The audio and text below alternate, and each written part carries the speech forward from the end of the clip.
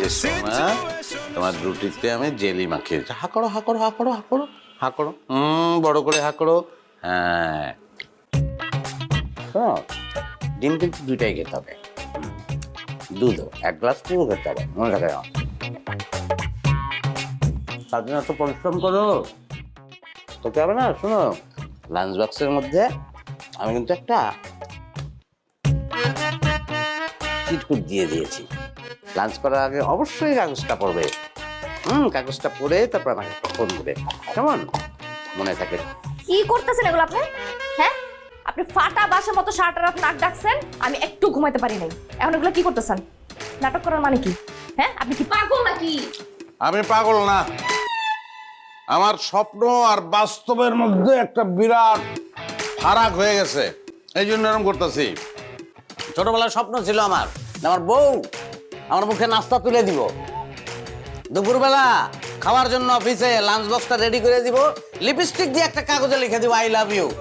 সেই কাগজটা দেখা আমি পান্তা ভাত পোড়ামরিচ দিয়ে খামো, আমার বিরিয়ানি পোলাও খাইতে ইচ্ছা করবো না। ঘটনা কি করছে বাস্তবে উল্টা, হোটেল থেকে নাস্তাই না আমার খাইতে হইতেছে, নিজের লাঞ্চ বক্স নিজেরই রেডি করতে হইতেছে। হ্যাঁ, বিরাট ফারাক না স্বপ্ন আর বাস্তবে? জীবনটা তেজপাতা। কি বলেন আপনি? তেজপাতা?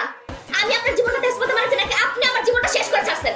আপনি কি ভাবছেন স্বপ্ন খেলে আপনি একাই দেখেন? আর তো স্বপ্ন দেখেন না? আমিও না ছোটবেলা থেকে স্বপ্ন দেখছি আমার রাজপ্রাসাদে বিয়ে হবে, 10-12 জন দাস দাসী থাকবে, আমার রান্না বান্না থেকে শুরু করে সব কাজ তারা করবে, আমি শুধু পায়ের উপরে পা তুলে খাবো আর ঘুমাবো। কিন্তু কি পাইছি আমি?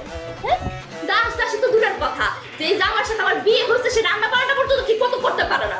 বাড়িতে যে আমি কেমনে থাকবো আল্লাহই জানে। তুমি তো বাড়িতে নাই, তুমি কোনো বাড়িতে নাই, এটা তো কোনো বাড়ি না। বাড়িতে থাকতে হলে কাজ কাম করতে হয়, এটা তো 5 স্টার হোটেল। খাইতেছো যাইতেছো চিতয়া বুতয়া ঘুমাইতেছো, নানান ডিজাইনে ঘুমাইতেছো, ফুর্তিতে আছো তো। কি করলা তুমি?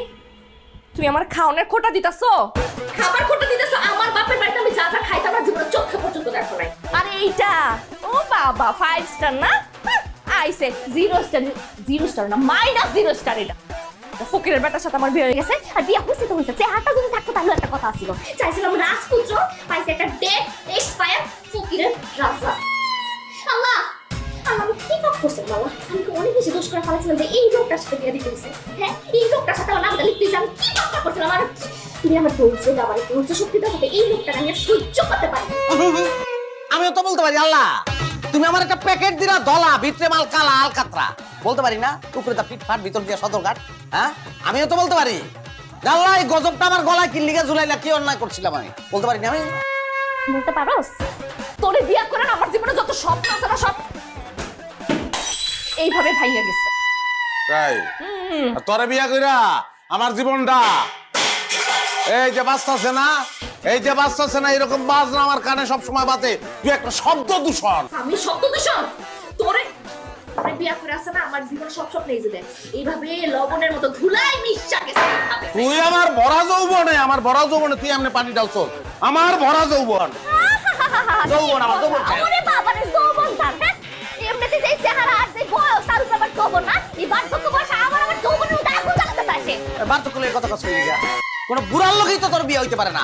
বুড়ারে বিয়ে করার যোগ্যতাও তার নাই। তোর বিয়ে হইব ঢাকা মেডিকেলের কোন কঙ্কালের লগে, কঙ্কাল কথা কইতে পারে না, ওর লগে তুই 24 ঘন্টা ঝগড়া করবি। আর তোর যে অবস্থা, তুই নিজেই তো একটা কঙ্কাল, চামড়াটা খুলে নিয়ে তুই একটা কঙ্কাল, জেতা কঙ্কাল মরা কঙ্কাল ফাইটিব। তুই কিন্তু কথাবার্তা বাড়াই কইতাছস, এখন কিন্তু আমি তোরে তোরে কিন্তু জেলি মাখাইয়া তোরে কিন্তু পিঁপড়ার কাছে ছেড়ে দেব আমি, পিঁপড়া খাইয়া মাইরা হলাম।